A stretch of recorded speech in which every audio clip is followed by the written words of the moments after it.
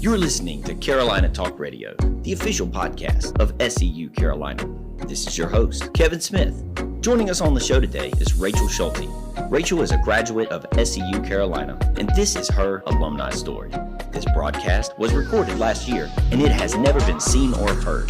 Today, you're catching it for the first time. We hope you enjoy. Let's get fired up. Rachel, welcome to the show. Hello, I'm so happy to be here. What's up? So, how are we doing today? I'm doing great. It's a beautiful day outside. I'm feeling good. It is. It's like that beautiful time of year where it's not fall, it's not summer. It's not scorching hot south weather. Yeah. It's perfect. Yeah. Now, you mentioned South. Where are you originally from? Okay, so born and raised in Jersey. So that's, really Jersey, great. baby, Jersey. If you're thinking Jersey Shore, I promise it wasn't always like that. Okay. Are you a Jersey Shore fan? Cannot condone the show, but it is quite entertaining.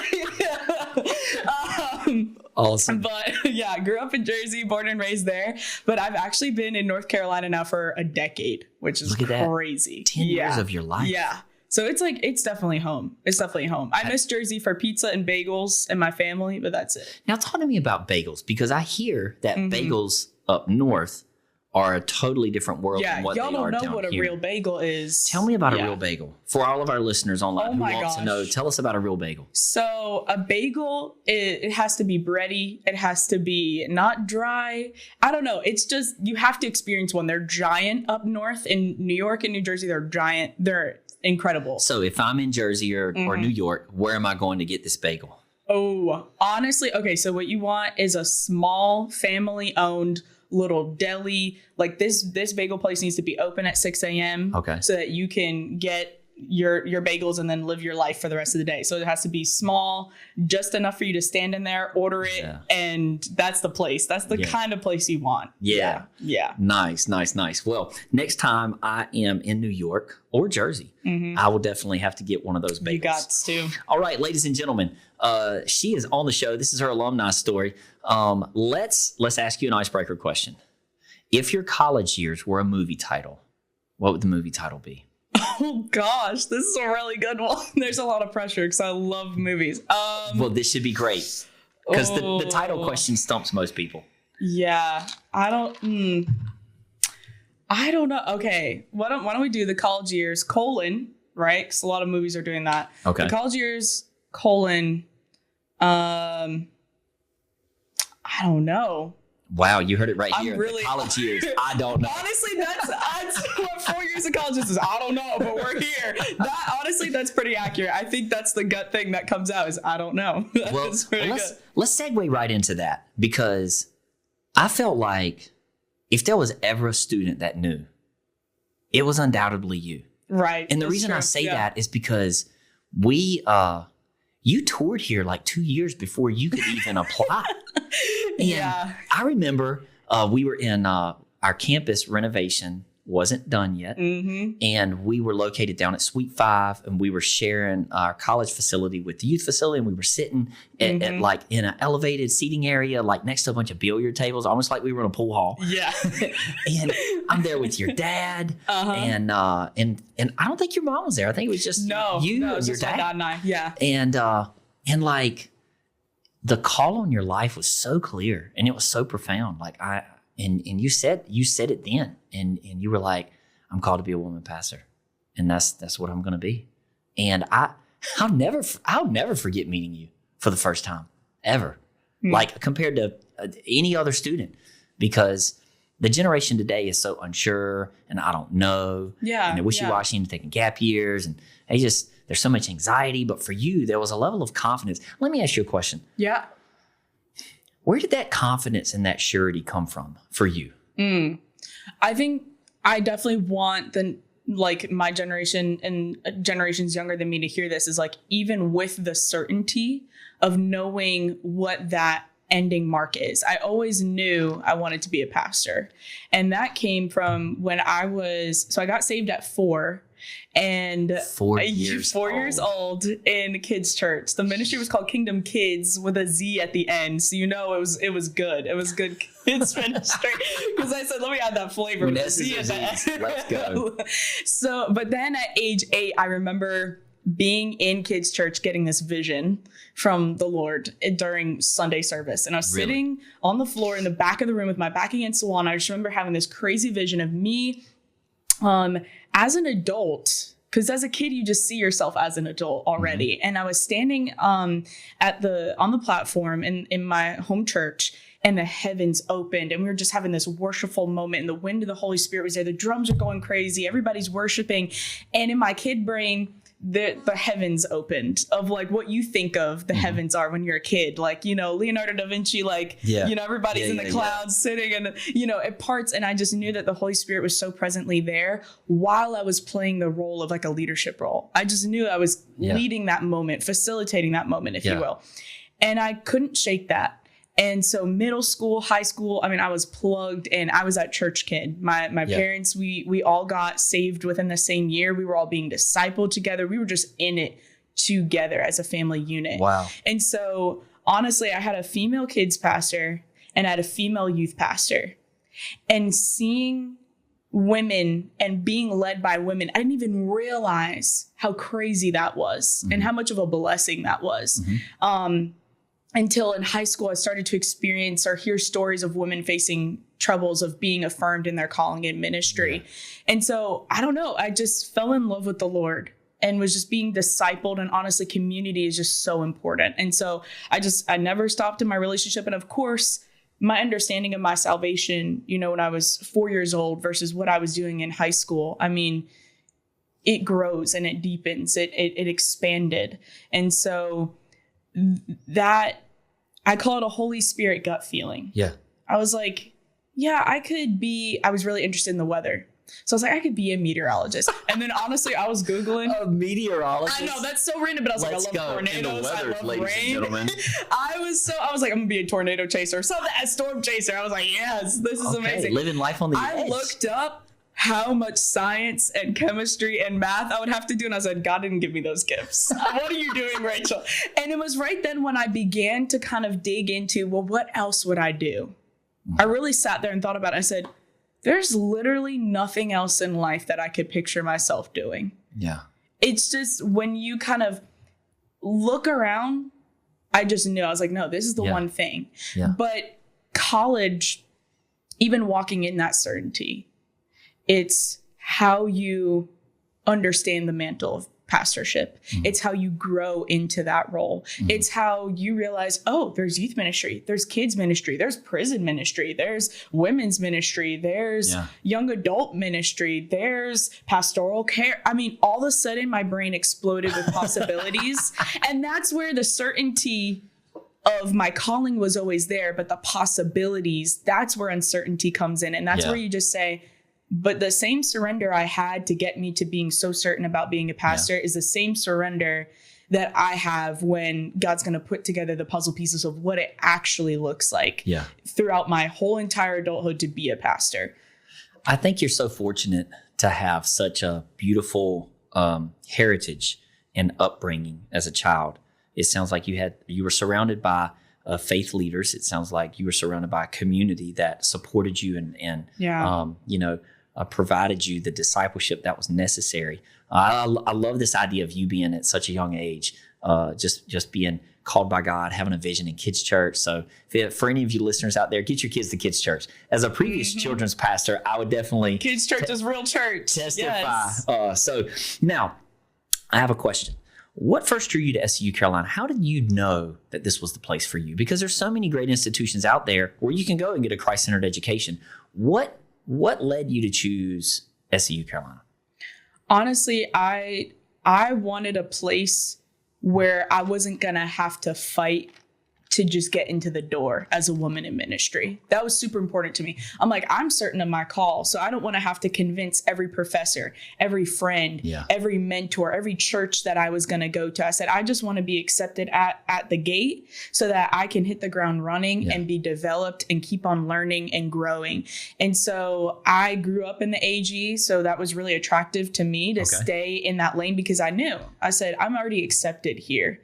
And, you know, there's not a question on my life of you know, people aren't going to come in and question my calling. And so I think that was the most attractive thing of just everyone that I was meeting and the church environment, and just seeing, you know, Multiply and SEU conference campus. I was just like, oh, wow, this is incredible. And then obviously, I think for me, it was the 4 years of practicum. I was like, that hands-on learning is irreplaceable. Like the fact that I'll graduate with experience and not just the paper or the textbook knowledge, but actually putting the rubber to the road. I was like, that sounds amazing to be able to be learning and doing at the same time. Yeah. So that's honestly what really drew me in. And that's probably what stands out the most too. So let's talk about that for a moment. We're about to, I guess, take a journey down memory lane and talk about some of your memorable college moments. Let's just, while we're there, let's just go ahead and talk about practicum. You were given a scholarship, brought on the student development team, and which means you were a student leader, you were a model student. And one of the things that you were scholarship to do was to be the chaplain of SEU Carolina. Talk to me about that, because I couldn't think of more real hands-on experience than being a pastor to your peers. You're going to school with these people, but yet you're pastoring them and you're learning to pastor while you're pastoring. What was that experience like for you? Well, first of all, I loved it. Honestly, that's one of my favorite things about my 4 years at SEU was the 2 years that I was chaplain. It was like being a campus pastor. It was really, really cool. Honestly, my favorite parts about that was just being able to live out my calling. Like I was able to preach a lot. I was able to do devos, one-on-one conversations, taking people out to coffee, and just that discipleship. That was like that. I got energized every time I met someone for coffee. I left that coffee house. I was like, I am just so pumped up. I now know that person more. I've seen the mark of God in their life. And now I'm more excited to pastor them. Like you can't pastor people without knowing them. So building relationships, that is just something that makes me come alive. I was like, this is incredible. And, you know, there are obviously challenges because I'm learning right along with everybody. But there was such a sense of respect and honor because we were all in the same boat. We were all here for a purpose. And obviously, as you build a relationship, there was just such a love between me and the people that, you know, they were friends at the same time. I didn't view them as, you know, just sheep of that pasture for that season. But they were people that I love so dearly that it almost made it easier to pastor at that same time. So just being in the room in SU chapels was every week, and worshiping with your family, there's nothing like that. Tell me something, because I feel like, so you were pastoring your peers, but yet you had such a profound level of respect among your peers. They respected you and they loved you, and they most certainly followed you and were led by you, even though you were a peer. Even though you were a student in housing living with the rest of these guys. And what do you think attributed to that? Oh, man. I don't know. I couldn't tell you. Would it be those relationships, the coffee? My best guess is relationship inside the role and outside the role. I just was myself. Oh, and I think good, that's Rachel. So important. You're the same person. Be the same person. Yeah. I think a title doesn't give you respect. And you'll hear this a lot, but it's so true.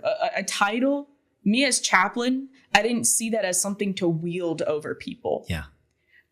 That doesn't matter. And let me tell you, it doesn't matter in Gen Z's brain. It's like, okay, you got the title, but let me see how you live that out. Yeah.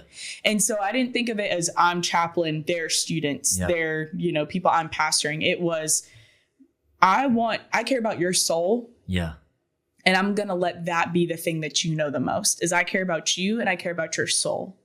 And so if there's an issue or if I can partner with you, if I can be there for you, I'm gonna, as the Bible says, I'm gonna rejoice when you got something to rejoice about. I'm gonna cry when you need something to cry about. So it's just being yourself and not being so afraid of the title, but just being someone that they're doing life with, that you're in relationship with. So I think, and just being the same person in student housing, I'm still the same goofy, passionate about Jesus person as I'm going to be when we're doing chaplain services and I'm praying for you or leading you in a worship transition or something like that. Like, you know, you can't be two different people while you have that hat on. And then when you take the hat off, I think you said it so well. And it's a great lesson for anybody listening is it's important that we are our genuine true self.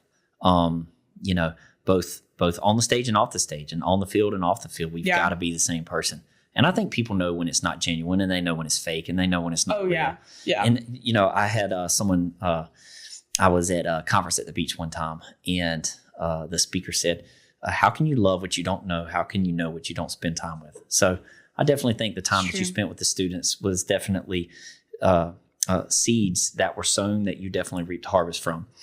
So if you had to pick one defining moment from your college years, what would it be? Give me a defining moment. Oh my gosh. Now you can be goofy with this or you can be super serious. But just if you can think about your journey down memory lane through your college life, what was a defining moment for you? Oh my goodness. Well, okay. I definitely think the best thing that you'll ever take away from college are the people that you meet. And I met my family in college. I met my family here 1,000%. Your family. Wow. My family. That's a strong statement. I'm still best friends with at least 3 people that I went to college with. And let me tell you, when you graduate, sometimes it feels like a wasteland. Everybody scatters. Yeah. They're trying to figure out their thing, get jobs, and that requires moving. But like the community that I built here is still the community I'm rocking with. And we've expanded and other people have come in, but it's just like, I can't get over meeting my best friend for the first time. And we just didn't know it at the time. And then all of a sudden you fast forward and you're like, how did we even become just best friends? It just like, now were you roommates with this person? Yes. Wow. So you were roommates with this person, became your best friend. Yeah. Is this one of the people you still live with today? Yeah. Still roommates. So can I guess the name of this person? Go for it. It's so obvious. All right. If you were to know me. Actually, let's say the name together on 4. Okay. Yes. I'm going to say 1, 2, 3, and then bam, we're hit it. Okay. Are you ready? Yeah. First and last name. Okay. You ready? Yeah. Full government name. I'm kidding. Not the middle name. Just first and last. 1, 2, 3. Amanda Torres. There we go. There we go, people. She's gonna be like, why did you She's incredible. She's incredible. I tell people all the time that when you're deciding where to go to school, it's not just where you go and what you learn, but it's who you're planning with, who you're gonna be learning with, because you're gonna grow with these people. 1,000%. Form relationships. And Dr. Agard, our director of teaching and learning, encourage people to build friendships because they're gonna be friends for a lifetime. So, who was a professor, mentor, or friend that had a huge impact on you while you were here? Now that Agard, I'm glad you brought Agard up. Dwayne Agard is the man. And here's why I'm so grateful for him. He's still a good friend of mine. He started a book club. Okay. And we met at a local coffee shop at 7 a.m. Doesn't sound too early. Or was it 6 a.m.? I think it was 6 a.m. actually. Early for college kids. That is early. To be not only awake at 6 a.m., but in this coffee shop discussing classic theology books, because that's what we did. So what are some of the books that y'all went through? Oh, okay. We did The Cost of Discipleship by Dietrich Bonhoeffer. Okay. Now he's one of my favorite Christian legends and authors. And it was all because I just decided to go to book club with Dwayne Agard and a bunch of other students. Now, before that moment, had you ever read a work by Bonhoeffer? No. Okay, so this is like an introduction. This is introduction to theological classics. And what was fun is of course, I'm going to classes where we might read some of these, but of course it seemed more fun to do it outside of the classroom setting sometimes. But it was just 6 a.m., we're all here groggy eyed and we're reading stuff. We're reading theological classics and Agard is just guiding us through. And he would ask amazing questions and just really get us thinking. And he just introduced me to this whole other world of all these intelligent thoughts you might have thought you had, there's an older guy or woman who's already thought of those. Yeah. And so we're just kind of seeing how over Christian history, it's great that we're asking the same questions. Yeah. And it's really cool to glean from these amazing, men and women in our Christian history. So yeah, AGARD was my introduction to those theological classics. So it's definitely one of my favorite memories. I've also never met anyone that had as many A's in their name than Dwayne AGARD. I would actually love to know his middle name. Do we know Dwayne's middle name? Because I would be curious if there's any A's in his middle name. I feel like I used to know, but I don't know. Yeah, no, because it's Dwayne. You got the first A in there, and then it's AA. That's crazy. That's crazy. All right. So what's a funny or unexpected experience you had during college? Oh, well, student housing. You Tell me about student housing. So this is a tale of, I think, 5 girls in one bathroom. Okay. Okay. 5 girls, 1 bathroom. 5 girls, 1 bathroom. Maybe that should be the name of the movie is that would be great. College years, 5 girls, 1 bathroom. But honestly, it's the craziest part of college, and it's the best part of college because you start to realize, was my childhood normal? Like the things that you think are normal that you grew up with, you start talking to other people and it's like, oh, we're all weird. We all have our quirks. We all have our family traditions. But the craziest memory. So I had a roommate. I actually lived with her out of college, my best friend. Okay. I love her so much. And I come home and she's like, you'll never guess what happened. I was like, do I want to know actually? Do I know what you're about to say? I think you do. I can't wait to hear this. You've definitely heard this. Before, but I still just think about it and I'm just like, girl, what were you thinking? The sink is full of water. Okay. Oh, I know this Drain one. Stop is pulled. Yeah, you know this one. Yeah. And there is just a sealed packaged block of like beef. In the bathroom? Defrosted in that bathroom sink. And I was like, there ain't no way. We didn't have a bowl that you could fill with water to let this defrost. And so that certain roommate comes home and I said, what is that? What are you thinking? Wait a second. They left? Yes. Oh my gosh. I can't remember, but I just remember I was like, what is this? Cannot be. I think I took a picture, texted it to my sister immediately. Like just, left the scene of the crime. And so then later on, I asked this roommate, I'm like, what were you thinking? What is this? And she was like, I had to defrost it. And I was like, there was no bowls. We didn't think to know. And then I can't tell if this was separate or if this is connected. But the bathroom also got flooded in the process. Like she left the water on to fill the sink, walked away, was doing something, came back, realized the sink was full and had been full. And now the water's just running over the cabinet, vanity. So yeah, roommates are the best and the craziest part of college. That's incredible. So I didn't know that was at the house that you were located in. Yes. But after hearing about the incident, it made it so clear when I had to come and where the whole reface the front of the bathroom of the vanity was kind of hanging. Yeah, probably some water damage. Everything was so much more clear. So how did your time at SEU Carolina shape who you are today? Oh my gosh. I mean, I told our students at SEU when I was there, but I still tell people now, it's like, you should be able to look back a year ago and say to yourself, I'm not the same person. And I think that's a great thing because we're always evolving in Christ. And so I think the biggest thing that I've learned from 4 years of college and even, being graduated on the workforce is that it's good to change. Change is actually the one thing that doesn't change. Change will always be there.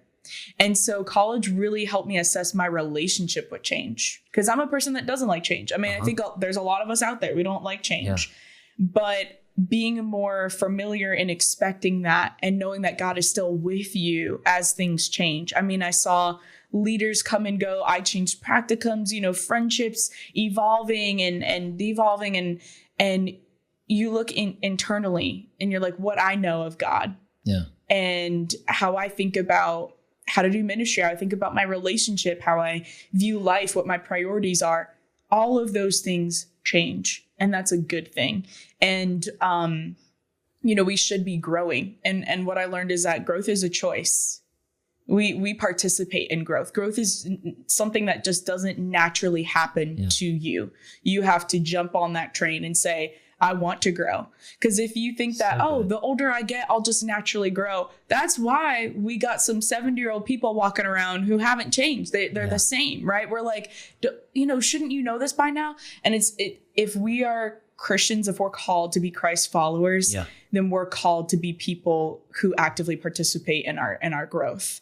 And so I think college, when you finally are taking personal responsibility on a new level, when you answer for yourself, change and growth are the biggest things. That now's your opportunity to really get familiar with always being in change and always be in growth. That's good. So good.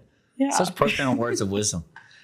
If you could go back and give yourself, speaking of wisdom, if you could go back and give your freshman self a word of advice, knowing what you know now, what would you tell yourself? I would tell myself that there's a lot of good stuff. You would tell yourself there's a lot of good stuff. Oh man, you just got the good questions. COVID is coming. Oh my God, 2020 is gonna be a great year for you. No, I think what I would tell freshman Rachel is to honestly relax more. Okay. To relax more.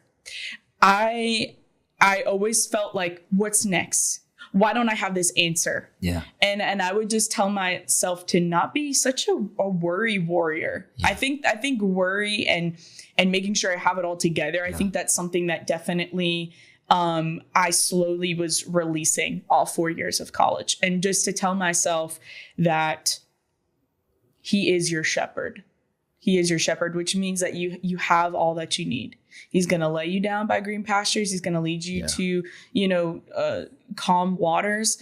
And worry, as he says in the Gospels, as Jesus says in the Gospels, like worry really doesn't add a minute to your day. Yeah. You don't have to figure it out by the end of today. Yeah. There's still time tomorrow to continue to work on what you got to work on. Rachel, such great words of wisdom, not just for yourself, but even for college students today and future college students. Really good words of wisdom. Yeah. So let's talk for a moment about life after graduation. Yeah, so let's do it. Do you remember your graduation? Yeah, of course. Yeah. End of April 28th. I can tell you the day. Look at that.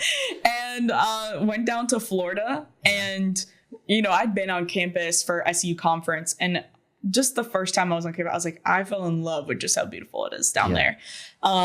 Just that, I think it's the Spanish moss growing on all the trees everywhere. That's like my favorite part, which is weird. I'm like, this one plant is my favorite thing, but it's true. Yeah.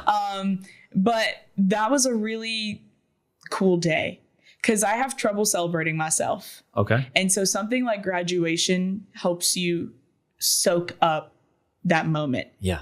And I actually, I don't mean to like be bragging, but there was a huge surprise on graduation that I was not expecting. Okay. And I actually graduated the first in my major out of all the extension sites in main campus. Okay. I did not know that was happening at all. And I didn't even know. I'm in the graduate waiting room. Okay. And my sister's texting me, there's a slide with your name on it. What did you do? And I was like, I don't know. What did I do? And it said like most outstanding in ministerial leadership. And it turns out I had like the highest, I guess, like GPA or grade or whatever in the major of ministerial leadership. And so my sister sent me a picture of my parents crying, and I was just waiting in the graduates room before we all come out for the processional. And I was just like, Rachel, you did that. You did this. Like, I've sometimes, under the guise of being so humble, I forget that it's okay to just be like proud of yourself. Yeah. And so graduation was a moment to just be like, yeah, you're doing great. You're doing great. You're exactly where God has led you. Yeah. He's led you to this place and you made it. Now, where was your graduation at? Because I know whenever We send students down for graduation. There's 2 or 3 different locations where they can walk. Where was your graduation held? Mine was indoors in it was off campus. It was at a convention center. At the convention center. Yeah. Gotcha. Mm-hmm. Okay. Yeah. I definitely encourage all of our students to go down and walk when it's time, because it's the party. It's good to celebrate the fountain, your achievements. the campus, everything. Yeah, get the pictures, get the photo, get the T-shirt, go to Disney. 1,000%. Just live it up. Yes. Why you spend all this money? Why wouldn't you go to the party? Go on, yeah. So now, how did your education prepare you for ministry today? Oh man, honestly,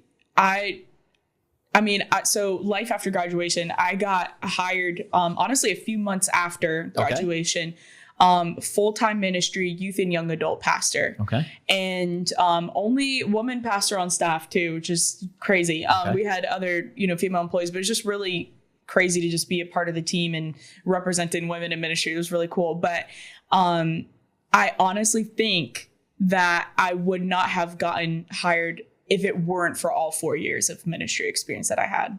Because you're not just taking a chance on a kid who's like, I studied, at seminary, went to Bible college. It's like, I've also put in the work, and there's people who can affirm that and who have believed in me and given me responsibility, beyond what is normal for a college kid, because there was a lot of trust there. Yeah. And there was just, there's no doubt that there are opportunities and connections that I've made that I would not have if it weren't for SEU. And I still, honestly, I have such a big family now because of all 4 years of just going around to those different practicums. And it's just like, oh, there's another person in my corner. There's another person that I can call on. There's another connection. And so honestly, if it weren't for those 4 years of hands-on ministry, I don't think I would have been hired out of college ready to go. Wow. That feels good to hear, because that's definitely one of the things that we strive to do in our program, is to make sure that when someone graduates and they step off the platform with their diploma, they're ready. They're ready. Yeah. And they feel confident and sure that they are prepared aptly to do what God's called them to do. So looking back, what is something about SEU Carolina that still sticks with you today? I feel like I'm really ringing the practicum bell, but it is so true. It is so true. We need to put a little counter in the corner. Every time I say practicum, it's just boom, boom. Sorry, editors, I just gave you a job. But honestly, it's the practicum, but it's also those chapel services. Yeah. It's getting to know the staff at Multiply, our partner here, in ministry. It's those connections. And I think it was January after I had graduated, and I went out to breakfast with some of my college friends that's still in my friend circle. And we all just sat around, and I actually had one of my friends who was a student with me just say, Rachel, thank you so much for leading us in those chapel services. I did not realize how precious that was until being on the other side. When else in life are you going to worship with your friends on a weekly basis? Yeah. Think about that. That's what heaven's going to be, is worshiping with our friends daily, 24/7. Yeah. And so to have that opportunity that's guaranteed, that we have this built in where we're going to be together and we're going to encounter the Holy Spirit together. We're praying for one another. We're hearing from these amazing guest speakers. There's just nothing else like that. And now I find that my friends and I were trying to build moments, and they happen so far few between of hey, I can hang out with you, or we can have that worship night 2 months from now. And you're what? And so I think what I can pull away the most are those few last years of practicum, and then those chapel services of worshiping with your family. It's just crazy. There's nothing else like that. Yeah. So if an incoming student asked you why they should come to SEU Carolina, what would you tell them? I would tell them, of course, because there's a certain, of course, get educated. No, I would tell them, if this is where the Lord is leading you, be obedient. Because sometimes it feels like you're standing on the edge of a cliff, and behind you is where the field is, and that's comforting. And then if you jump off the cliff, there's unknown, but there's also the rest of like your future. The jump is worth it. Yeah. Like I find myself on the edge of like, I know that I should take the jump, but I'm scared to because of the unknown variables. Yeah. And so I think a lot of incoming freshmen, that's what they feel like. Yeah. I have all this high school behind me. I don't want to stay there, but it also feels comfortable. Yeah. But if I jump, what's going to happen? It's like, well, you don't know. So just jump. Just do it. Just do it. Of course. All right. Now, are you ready for a fun rapid fire round? Let's do it. Yeah. So 60 questions, 60 seconds. Oh my gosh. Okay. Right. And how hesitant I've been at these first few questions. I'm nervous. Well, these are pretty simple. So, okay. But beautiful. I've been in the hot seat and it can be actually quite difficult. All right. Let me shake it out a little bit. Yeah. So, all right. So I'm going to ask a question and you just say first thing that comes to mind. Okay. Perfect. Ready? Yeah. Favorite color? A green. Coffee or tea? Coffee. Early bird or night owl? Early bird. Beach or mountains? Mountains. Favorite holiday? Christmas. Introvert or extrovert? Introvert. Cats or dogs? Cats. Go-to karaoke song? Oh, what is it? I want to dance with somebody. Whitney Houston. Your life song? Oh no. Is that a song? Oh no. Okay. This is gonna sound cheesy. Okay. Monday Morning Faith, SEU Worship. Oh my God, I love that song. Yeah. I listened to that 3 4 times. I'm sorry, we're playing again. Biggest pet peeve. Biggest pet peeve. Okay. Loud noises when you're trying to sleep at night. Famous person for dinner. Oh, I would go with, I don't know, Paul McCartney of the Beatles. Okay. Last thing you Googled. My windows aren't working, so how to fix that in my car. What makes your day better? Good coffee shop. Texting or talking? Texting? We'll give you 3 more seconds since we got crazy. Best day of the week? Friday. One thing you can't live without? Friends. That's it. That's the last question. Okay. I feel like I can breathe. How far do you think you got? How many questions? Oh, probably half. Probably half? Yeah, I took my time. Okay. I'm not a fast person. I like to take my time. Let's go for a quarter. 16 questions. You did great. That sounds more accurate. That was incredible. Yeah. That was incredible. Okay. Last question. What final words of wisdom would you give students today? Growth is not a straight path. Growth is not linear. And if I had known that, I would have been a lot gentler with myself and things would have made a lot more sense a lot quicker. Okay. Growth sometimes looks like taking 5 steps forward and 2 steps back. Wow. Because circumstances, your own battles internally, it's not always straight up and to the right. Yeah. And that's so good. There are times where you're just going to be like, why am I here again? And that's the thing is like, if Jesus calls us to pick up our cross daily, then we're going to have that conversation every day. Because I find a lot of youth, young adults, even myself in conversations I've had, even with adults, like at the church I'm at, a lot of these conversations are like, why do I feel like I just can't just like surrender and then it's final? And surrender doesn't work like that. Obviously, we surrender our lives to Jesus. But when he says pick up our cross daily, he means the daily part, like truly. Because I just found myself like, I surrender. Like, why am I praying this prayer every single day? Mm-hmm. And the Holy Spirit quickened me. And he just said, surrender is a good place to be. Surrender is exactly where you're supposed to be. So if you find yourself praying every day, I surrender, or I give this up, or I give up every part of my life, whatever that looks like, whatever that prayer looks like, don't beat yourself up that you're saying it every day. That's actually exactly where you need to start. Yeah. Start with surrender. And I think when you remember that surrender is every day, it makes sense that growth isn't just straight up and to the right, because you'll always be surrendering something. Your flesh always has to be surrendering to the spirit that now lives inside you. So growth is not linear. And surrender is a good place to be. So good, Rachel. Rachel, it has been so good to catch up with you today, and it's been great having you on the show. Thank you so much. I had so much fun. And we are so proud at the woman that you have become and what you're doing for the kingdom of God. We are definitely proud to call you a graduate of SEU Carolina. I appreciate that. Thank you. And thank you for taking your time all those years to be a chaplain of SEU Carolina. My pleasure. It was definitely rewarding. Not just for our students, but for those in leadership, getting to watch you lead. So thanks. Thank you. I appreciate it.